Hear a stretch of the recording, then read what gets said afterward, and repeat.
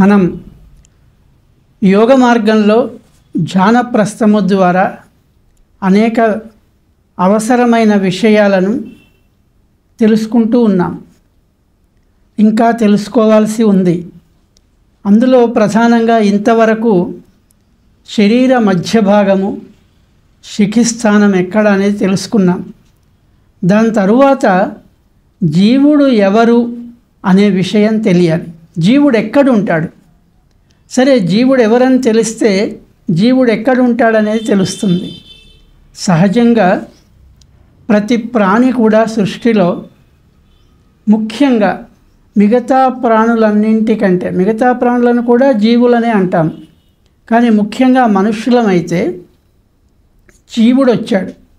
ఎక్కడి నుంచి వచ్చాడు అంటే, ఎప్పుడైతే పరమాత్మ అంశ అయిన ఆత్మ ఒక శరీరంలో ప్రవేశిస్తుందో అప్పుడు ఆ శరీరానికి ఆత్మ జీవుడవుతాడు. అంటే శరీరంతో ఆత్మ సంయోగం ఏర్పడ్డప్పుడు జీవుడు అనబడతాడు.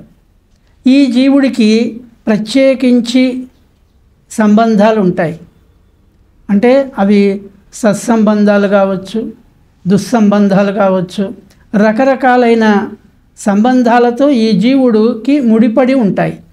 అంటే సంస్కార వశం చేత, ఆహార విహారాదుల చేత, ఈ సృష్టిలో జరపబడే నిత్యకృత్యాల చేత ఈ సంబంధాలు ఈ జీవుడికి ఏర్పడుతూ వస్తాయి. తల్లి, తండ్రి, తోబుట్టువులు, సోదరులు, ఇలా అనేక బంధాలు ముడిపడి ఉంటాయి. ఇది రుణానుబంధం అంటాం.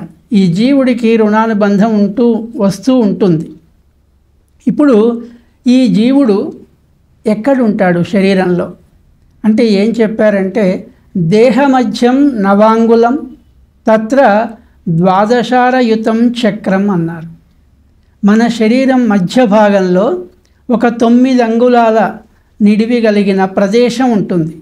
అది నాభికి 4 అంగుళాల ఎత్తు, 4 అంగుళాల వెడల్పులో ఈ 9 అంగుళాల ప్రదేశం అంతా కూడా ఒక అండాకృతిలో ఉంటుంది. ఈ అండాకృతిలో ఉన్న మధ్య భాగంలో నాభిస్థానం అంటారు. అంటే ఇప్పుడు అర్థం చేసుకోవాలి, నాభికి 4 అంగుళాల పైన, 4 అంగుళాల కింద, 4 అంగుళాల ఎత్తులో, 4 అంగుళాల వెడల్పులో ఈ నాభిస్థాన భాగంలో ద్వాదశారయుత చక్రం అనేది ఒకటి ఉంది. దీన్నే 12 రేకులు కలిగిన, దళాలు కలిగిన, 12 దళాలు కలిగిన చక్రం అంటారు. ఇదే చాలా ముఖ్యమైంది. ఇప్పుడు ఆకాశంలో, ఖగోళంలో ఏ విధంగా 12 రాశుల చక్రం ఉందో, దీన్ని భాగవతంలో అయితే శింషుమార చక్రం అని కూడా అంటారు. ఈ శింషుమార చక్రము ప్రధానమైంది. ఇందులోనే జీవుడు తిరుగుతూ ఉంటాడు. ఎలా తిరుగుతుంటాడు అంటే, ఉదాహరణకు చెప్పారు. మామూలుగా ఈ 12 రేకుల చక్ర మధ్య భాగంలో పాపపుణ్యాలతో ప్రేరణ పొందిన జీవుడు, అంటే ఈ జీవుడికి పాపపుణ్యాలు వెంబడిస్తూ వస్తున్నాయి. తాను పూర్వజన్మలో, గత జన్మలో చేసిన పాపాలు, పుణ్యాలు, పాపపుణ్య ఫలాలు వెంబడిస్తూ వస్తున్నాయి. దాన్ని వెంటబెట్టుకొని వచ్చాం. ఆ ప్రేరణ పొందడం వల్ల జీవుడు తిరుగుతూ ఉంటాడు. ఏ విధంగా అంటే, సాలెగూడు మధ్యలో ఉన్న సాలెపురుగులాగా. ఆ సాలెగూడు మామూలుగా సాలెపురుగు ఏం చేస్తుందంటే, గోడకి గూడును తయారు చేస్తుంది. ఆ గూడులో ఇది సంచరిస్తూ ఉంటుంది, తిరుగుతూ ఉంటుంది. ఈ తిరుగుతున్నప్పుడు ఆ సాలెగూడును వదిలిపెట్టకుండా దాన్ని అంటిపెట్టుకొని తిరుగుతూ ఉంటుంది. అదే మాదిరిగా ఈ 12 రేకుల చక్రంలో ఈ జీవుడు ప్రాణాన్ని ధరించి తిరుగుతూ ఉంటాడు. అంటే శరీరం యొక్క మధ్య భాగము, మధ్య భాగానికి పై భాగాన నాభిస్థానము, నాభిస్థానమే కేంద్రంగా కలిగి ఈ అండాకృతిలో ద్వాదశార చక్రము. ఈ ద్వాదశార చక్ర మధ్య భాగంలో జీవుడు ఒక సాలెపురుగు సాలెగూడులో సంచరిస్తున్నట్లుగా సంచరిస్తాడు అని మనకు యోగశాస్త్రంలో స్పష్టంగా తెలియజేయబడింది. అంటే ఎందుకు ఇది అవసరం అంటే, మనం రేపు భవిష్యత్తు అభ్యాసంలో చేయబోయే సాధనకి ఇవన్నీ కూడా మౌలిక అంశాలు అవుతాయి, తప్పనిసరి తెలుసుకోవాల్సి ఉంటుంది. ఒక జీవుడు అంటే ప్రతి ప్రాణిలో ఇది సహజంగా ఉండేదే. ఇది దైవదత్తమైన శరీరం, పరమాత్మతో నిర్మింపబడిన శరీరం. ఇది ఏ మానవ మాతృడో తయారు చేసింది కాదు. ఈ శరీరంలో ఇంతటి విశిష్టత, ఇంతటి అద్భుతమైన శరీర అవయవాల ప్రక్రియ, అవయవాల ఆకృతి ఇవన్నీ ఏర్పరచబడ్డాయి.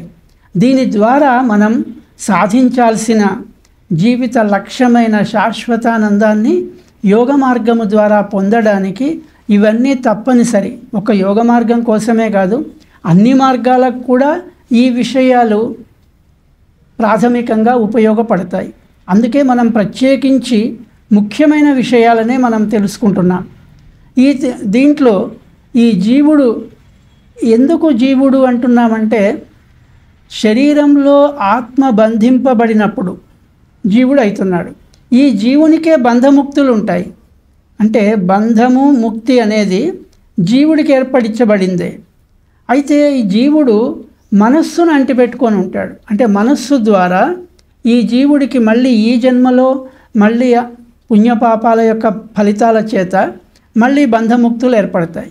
అంటే ప్రయత్నం అనేది జీవుడు చేయాలి. ఈ పేరు రూపం అనేది, నామరూపాలు అనేవి సామాన్యంగా ఉన్న ఇవి జీవుడు అనే దానికి సంబంధించినవి కావు. నామరూపాలు ఈ ప్రపంచంతో ముడిపడి ఉన్నాయి.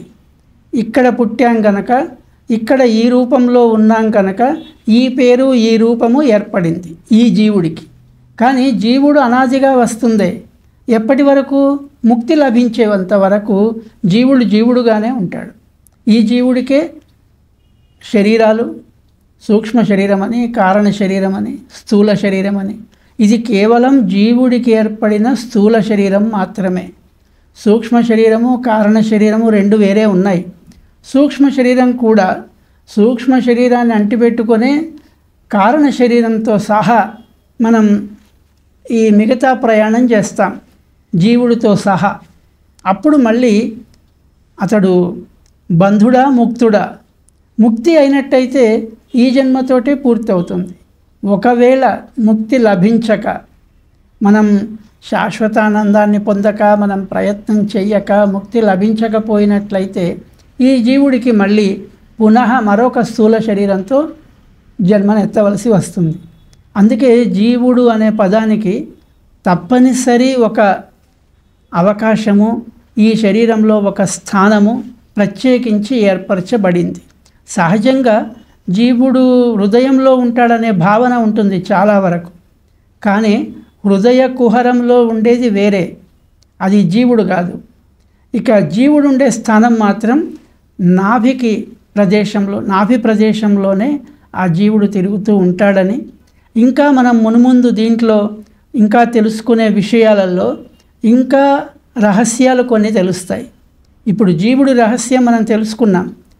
మన శరీరంలో జీవుడు ఎక్కడుంటాడనే విషయం మనకు స్పష్టంగా తెలిసిపోయింది. ఇక ఇప్పుడు మునుముందు చెప్పబోయే విషయాలలో ఇంకా అద్భుతమైన రహస్యాలు, వాటి యొక్క స్థూలమైన సూక్ష్మమైన అంశాలను తెలుసుకుంటే మనం తొందరగా సాధనలోకి వెళ్తాం. ఆశ్రిత జనాః ఆనందినో భవంతు.